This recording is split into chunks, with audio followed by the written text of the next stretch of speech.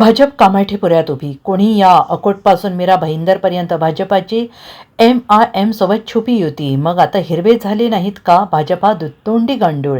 संजय राऊतांचा हल्लाबोल. मीरा भाईंदरमध्ये भारतीय जनता पक्षाने MIMला पाठिंबा दिलाय. अंबरनाथमध्ये काँग्रेस आणि भारतीय जनता पक्ष एकत्र आलेत. अकोटपासून मीरा भाईंदरपर्यंत संपूर्ण महाराष्ट्रात भारतीय जनता पक्षाची MIM बरोबर छुपी युती आहे आणि काही ठिकाणी उघड आहे. हा निर्लज्जपणाचा कळस असल्याचा हल्लाबोल शिवसेना खासदार संजय राऊत यांनी केला आहे. ते म्हणाले की भाजपला कोणीही चालतं, भाजप कामाठीपुऱ्यामध्ये उभी आहे, कोणीही या अशी स्थिती झाल्याचे हल्लाबोल त्यांनी केलेला आहे.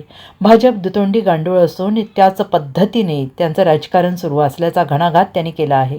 संजय राऊत यांनी म्हटलेलं आहे की भाजपने ब्लॅकमेल राजकारण सुरू ठेवलेलं आहे सगळ्यांच्या बाबतीत.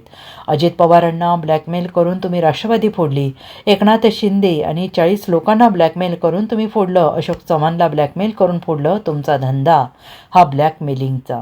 ती फाईल उघडी आहे, ही फाईल उघडी आहे. बावनकुळे काय न्यायाधीशच झाले आहेत का, असा टोला त्यांनी लगावला आहे. चुकीचंच आहे ते. बघा, मी काय म्हणतोय, मी दोघांविषयी म्हणतोय, पण मला आश्चर्य भारतीय जनता पक्षाचं वाटतं. त्यांना काँग्रेसमुक्त भारत करायचं होतं मोदींना. महाराष्ट्रात चित्र वेगळं आहे. एक तर अर्धी काँग्रेस त्याने भाजपात सामील करून घेतलेली आहे आणि उरलेल्या ठिकाणी ते युती करतायत त्यांच्याबरोबर सरळ MIM बरोबर. बघा, MIM बरोबर सुद्धा भाजपनं कधी युती केली आहे का मुंबईच्या बाहेर, महाराष्ट्राच्या बाहेर मला माहीत नाही, पण महाराष्ट्रामध्ये नवा पॅटर्न आहे. भाजपला कोणीही चालतो. भाजप कामाठीपुऱ्यामध्ये उभी आहे धंदा करायला. कोणी या बरं का, जो पेजेला देईल त्याच्या शेजेला जायला भाजपा तयार आहे. काय, माझं वाक्य नीट समजून घ्या. जो पेजेला देईल त्याच्या शेजेवर चढायला भाजपा तयार आहे. आता सध्या दोघेजण शेजेवर चढलेले आहेत,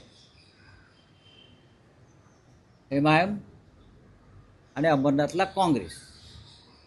हा माझा डायलॉग नाही, हा जयवंत दळवींनी त्यांच्या नाटकात गुंतता हृदय मध्ये दिलं एक सुंदर वाक्य. जो पेजेला देईल त्याच्या शेजेवर. भारतीय जनता पक्ष सध्या महाराष्ट्रात त्याच भूमी.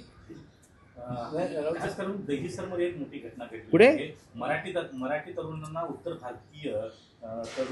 भारतीय लोक मारत असल्याचं एक मोठी हे झालं. कुठे घडलंय?